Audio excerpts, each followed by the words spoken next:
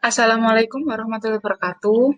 Perkenalkan, nama saya Hoiratun Nafia dari Prodi Pendidikan Teknologi Informasi Angkatan 2020 Universitas Negeri Surabaya. Di video kali ini saya akan menerangkan sedikit tentang sejarah internet. Eh, Video ini bertujuan untuk memenuhi tugas mata kuliah jaringan komputer. Nah, video kali ini saya akan membahas tentang pengertian internet, runtutan sejarah, awal mula internet masuk ke Indonesia, dan yang terakhir, internet pada zaman sekarang. Internet atau interconnection networking. Pengertian dari internet sendiri yaitu internet merupakan suatu jaringan komunikasi yang menghubungkan antara suatu media elektronik dengan media elektronik yang lain dengan cepat dan tepat melalui transmisi sinyal dengan frekuensi yang telah disesuaikan. Nah, untuk standar global dalam penggunaan jaringan internet itu sendiri menggunakan protokol TCP/IP atau yang disebut dengan Transmission Control Protocol atau Internet Protocol. Bagaimana sih runtutan sejarah internet?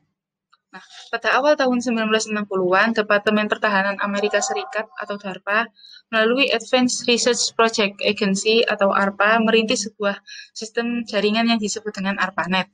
Nah, tujuan dari Amerika Serikat membuat jaringan ARPANET sendiri yaitu untuk membantu komunikasi pada masa perang melawan Rusia. Nah, pada tahun 1969, internet mulai digunakan secara terbatas untuk menghubungkan beberapa situs atau universitas, yaitu Stanford University of California, Research Institute, Universitas of Utah, dan Santa Barbara. Nah, kenapa sih kok dihubungkan? Ya, untuk mendalami tentang uh, jaringan ARPANET itu sendiri. Nah, secara apa untuk diperkenalkan secara umum, ARPANET ini diperkenalkan kepada publik pada tahun 1972, tepatnya pada bulan Oktober. Nah, seiring berjalannya waktu, semakin tingginya permintaan untuk jaringan ARPANET ini, Amerika Serikat membaginya menjadi dua, yaitu ARPANET dan juga MILNET. ARPANET difokuskan untuk permintaan umum seperti universitas dan lain-lainnya, sedangkan MILNET sendiri difokuskan untuk militer. Nah, protokol standar TCP/IP mulai dipublikasikan itu pada tahun 1982. Nah, selanjutnya sistem nama domain seperti contohnya unesa.ac.id atau .com dan yang lain-lain itu mulai digunakan pada tahun 1984. Nah, selanjutnya pada tahun 1986 dibentuklah National Science Foundation Network atau NSFNET. Nah, sedangkan tidak berselang waktu lama ARPANET dibubarkan, yaitu tepatnya pada tahun 1990. Nah, meskipun ARPANET dibubarkan, namun internet masih terus dikembangkan. Nah, yang mengembangkan selanjutnya yaitu penerusnya, yaitu National Science Foundation Network atau NSFNET ini. Nah, pada tahun 1990, WWW atau WWW atau kepanjangan dari World Wide Web mulai dikembangkan. Nah, pada tahun 1993, InterNIC didirikan untuk melayani pendaftaran nama domain, sehingga domain dapat digunakan secara luas oleh banyak orang atau banyak instansi. Nah, tahun-tahun berikutnya merupakan perkembangan dari internet seperti muncul mesin pencarian, Google, email-email dan lain-lain, dan puncaknya pada tahun 2000 yang mana mulai bermunculan media-media sosial, aplikasi media sosial. Nah, bagaimana sih internet masuk ke Indonesia? Nah, dilansir dari Kementerian Komunikasi dan Informatika, internet masuk ke Indonesia pada awal tahun 1990-an. Tapi pada saat itu internet dikenal dengan paguyuban network, yang mana paguyuban network ini sangat kental dengan tradisi di Indonesia yang mana suka gotong royong dan kerjasama. Pada tahun 1984, UINET resmi tersambung dengan UU-NET. Nah, setahun sebelumnya, yaitu pada tahun 1983, koneksi internet pertama di Indonesia dilakukan oleh Joseph Luhukai, yang merupakan akademisi dari Universitas Indonesia. Nah, pada tahun 1988, protokol internet pertama di Indonesia ada yang mana didaftarkan oleh Universitas Indonesia. Nah, pada tahun 2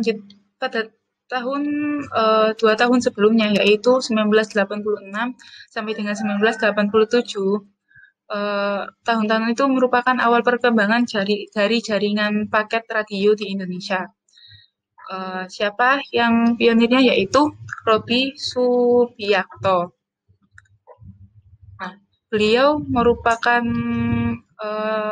pelaku radio amatir Indonesia yang mengaitkan jaringan amatir Bulletin Board System atau BBS, yang merupakan jaringan email store and forward yang mengaitkan banyak server BBS amatir radio seluruh dunia agar email dapat berjalan dengan lancar. Terima kasih, Bapak. Dan untuk tahun-tahun berikutnya muncullah beberapa pionir yang namanya sudah saya cantumkan di slide. Nah, dari tahun 1992 sampai dengan tahun 2000. Nah, untuk Internet Service Provider atau ISP di Indonesia itu pertama kali pada tahun 1994. Yang pertama yaitu IP Teknet. Pada tahun yang sama itu pula muncul juga PT Indo Internet atau Indonet yang dikomandai secara paruh waktu oleh Sanjaya. Nah, pada tahun 1996, bisnis warnet itu mulai berkembang. Tidak jelas sih siapa yang memulai, namun sejak adanya warnet di Indonesia, perkembangan masyarakat tahu akan internet itu mulai berkembang dengan pesat. Tahun-tahun sebelumnya itu, sejarah dari warnet itu awalnya itu para pionir yang nama-namanya terdapat pada slide yang sebelumnya itu pada kontrakannya memiliki komputer yang terhubung dengan jaringan internet. Nah, mereka menyewakan komputer itu kepada orang-orang. Nah, baru setelah itu dikenal dengan istilah warnet atau warung internet atau war-in. Tapi yang populer itu disebut dengan warnet. Nah, bagaimana sih internet pada masa kini? Ada beberapa faktor mengapa internet semakin lama semakin banyak digunakan oleh orang dan terus berkembang. Di antaranya yaitu yang pertama, internet merupakan sarana komunikasi murah. Memang pada awalnya atau pada zaman dahulu internet sangatlah mahal dan dengan kecepatan yang tidak secepat sekarang. Namun seiring berkembangnya waktu, internet semakin murah dan siapa saja dapat menggunakan internet, bahkan ada internet yang juga gratis dari WiFi. Nah, yang kedua, internet merupakan sumber informasi yang sangat luas.